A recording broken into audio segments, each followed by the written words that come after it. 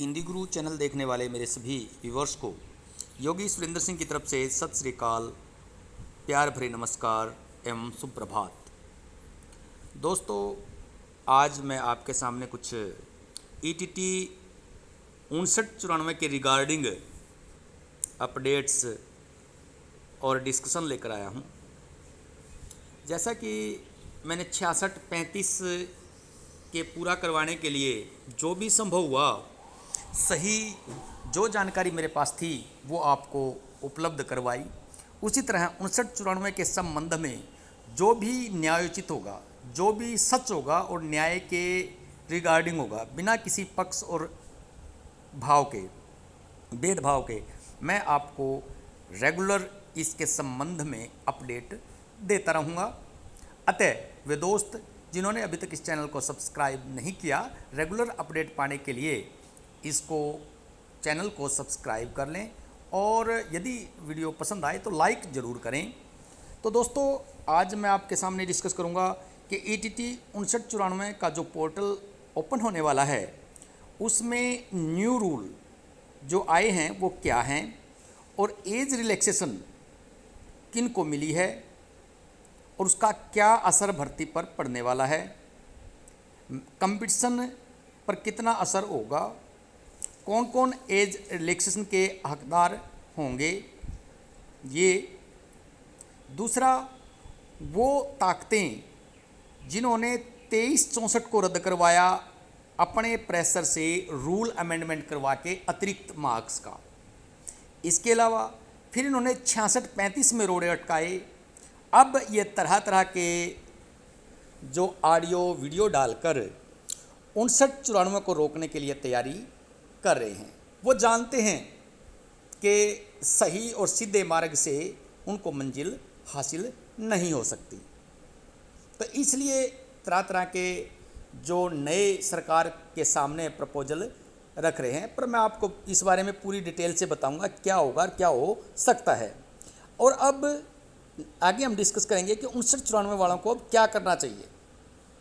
तो दोस्तों, सबसे पहले हम बात करते हैं ETT 5994 के पोर्टल जब ओपन होगा तो उसमें जो न्यू रूल आए हैं। सबसे पहला तो ये कि ETT 5994 के लिए जो 10/2 1 अप्रैल 2022 तक पहले सरकार ने 20 से 22 तक एक्सटेंड कर दी थी, अब उसी को एक्सटेंड करके अप्रैल 2023 कर दिया है। यानी कि आपकी जो रिक्रूटमेंट है 5994 वो प्योरली 10/2 बेस होगी। लेकिन इसमें पहले की बजाय अब एक अंतर छोटा सा डाल दिया है, वो ये कि आपको रिक्रूटमेंट यानी कि ज्वाइनिंग के 3 साल के अंदर ग्रेजुएशन करना होगा। इसका मतलब बड़ा गहरा है, इसका मतलब समझिए। इसका मतलब ये निकलता है कि अब की बार ग्रेजुएशन के मार्क्स नहीं मिलेंगे। देखिए, सरकार के पास बहुत सारी पावर्स होती हैं, वो क्या कर दे क्या नहीं कर दे ये उसका अपना विशेषाधिकार होता है। लेकिन न्याय के समक्ष सब कुछ इक्वल है। इसलिए न्याय ये कहता है यदि क्वालिफिकेशन 10/2 और graduation compulsory with in 3 year कर दी तो ग्रेजुएशन के अतिरिक्त मार्क्स किसी को नहीं मिल सकते। ये एज पर लॉ ये है सिचुएशन। तो इसलिए मेरे अकॉर्डिंग तो ग्रेजुएशन के मार्क्स नहीं मिलेंगे। लेकिन सरकार यदि कोई स्पेशल प्रोविज़न कर दे तो कहा नहीं जा सकता, लेकिन एज पर लॉ नहीं मिलने चाहिए। दूसरा जो इशू है इसमें वो है एज रिलैक्सेशन का। एज रिलैक्सेशन जिन भाइयों को मिली है उनका हक भी है, क्योंकि बहुत सारे कैंडिडेट ऐसे थे जिन्होंने 2364 में अप्लाई किया, मेरिट में आए और मेरिट में आकर वो 2364 किन्हीं कारणों से, आप सबको पता है, वो कवैस होगी, स्टक डाउन होगी। तो अब ये कैंडिडेट कहाँ जाएं? तो इनका हक बनता है कि इनको सरकार एज रिलैक्सेशन दे। और मैंने अपनी एक वीडियो में बहुत पहले बता दिया था कि सरकार अपने नए रूल में एज रिलैक्सेशन देने जा रही है और सरकार ने इस बात के लिए अनाउंसमेंट कर दी है। तो आपको वन टाइम एज रिलैक्सेशन दी जाएगी।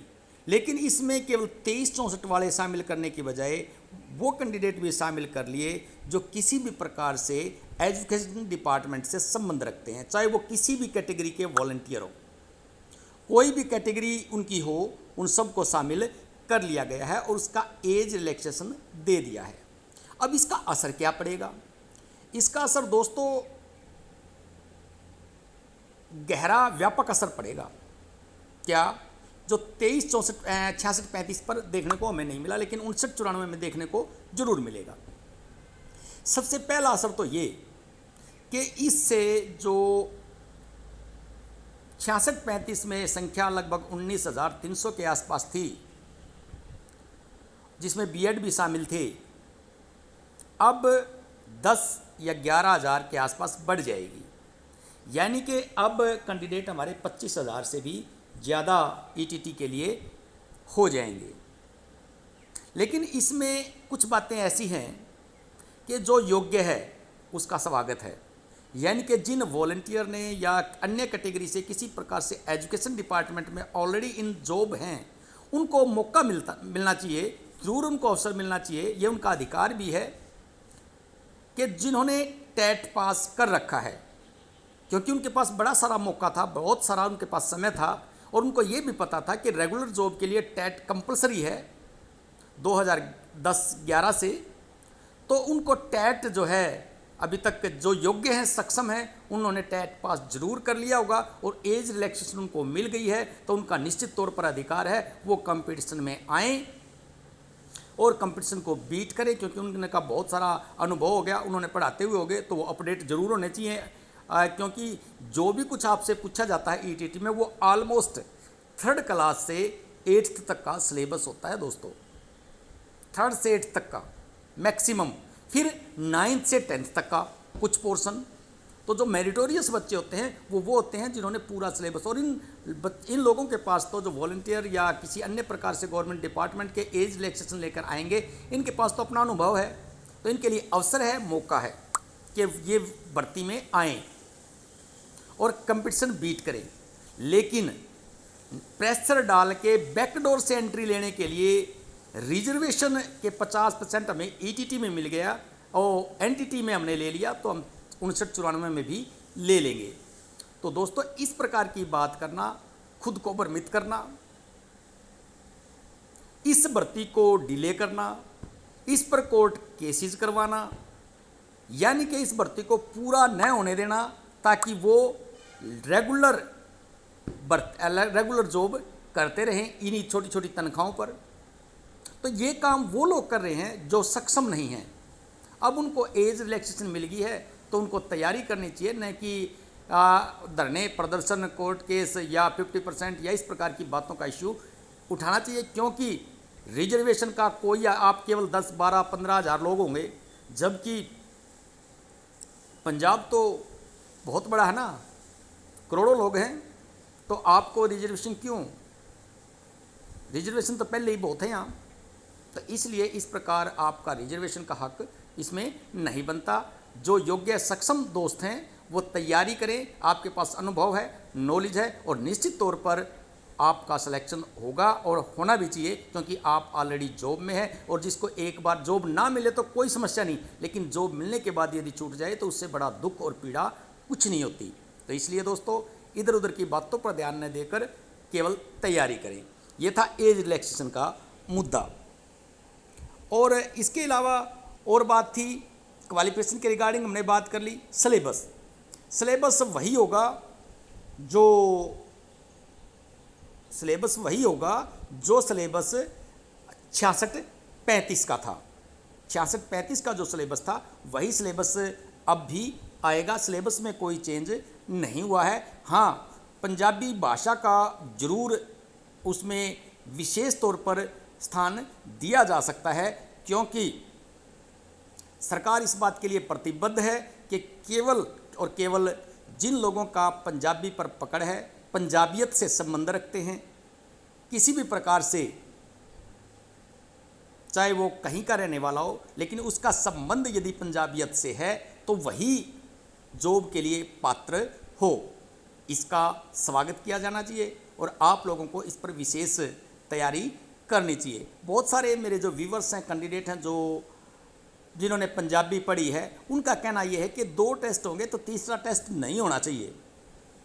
तो दोस्तों, आप लोगों ने शुरू से अब तक पंजाबी पढ़ी है और आप टीचर बनने जा रहे हैं, तो इसलिए मैं नहीं समझता कि पंजाबी का टेस्ट देने में 50% मार्क्स लेने में आपको कोई दिक्कत होगी, क्योंकि आप जितने भी ETT करने वाले हैं आप 70% से प्लस 65% से प्लस प्राप्त करने वाले हैं अपनी 10th 12th और ETT डिप्लोमे में। तो इसलिए आपको इस विषय में विरोध करने की कोई ज़रूरत नहीं, नए विरोध करना चाहिए और विरोध करके इस जो पोर्टल है, जो रूल्स बन रहे हैं, उनको डिले करने वाली बात है और पोर्टल को डिले करने वाली बात है। तो इस प्रकार किसी प्रकार के आपको केवल आपका फोकस इस बात पर होना चाहिए कि 5994 का पोर्टल शीघ्र अतिशीघ्र ओपन किया जाए, न कि क्या रूल बने, कौन से रूल बने, क्यों बने, ये आपका, क्योंकि रूल जो बनेंगे वो NCT के रूल के अकॉर्डिंग ही बनेंगे।